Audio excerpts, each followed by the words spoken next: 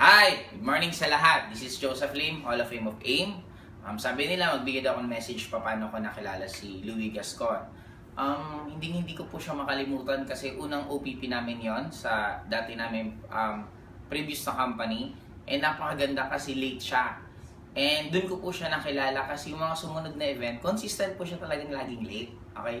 And hindi ko rin siya makalimutan kasi kung hindi man po late, minsan darating naman ng maaga, kaya lang naiwan niya po sapatos niya. Kung hindi naman yung mata talaga, sobrang yung eye bag lagi kasi galing pang Manila to Bicol.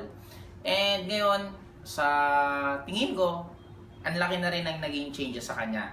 Pero siguro as a whole, as a friend, as a pagkakilala kay Louie Gascon, siya yung tipong taong iti-treasure mo talaga ng sobra.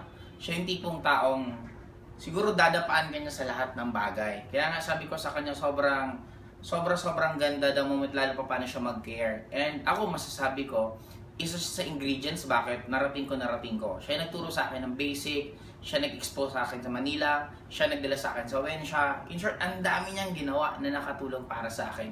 Kaya para saan kung siguro isa-sum up ko si Louie Gascon sa konting words, siguro ang madi-describe siya, the best. Yan ang pinakamalapit na kaibigan, pinakamalapit na upline, pinakamalapit na business partner. Okay?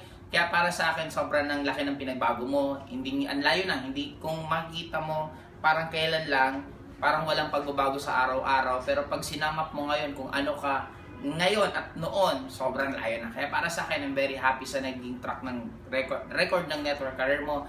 I'm sure, ang layo-layo pa na pupuntahan, lalo pa ikaw yung susunod na magiging top 1 ng AIM Global. Okay? Our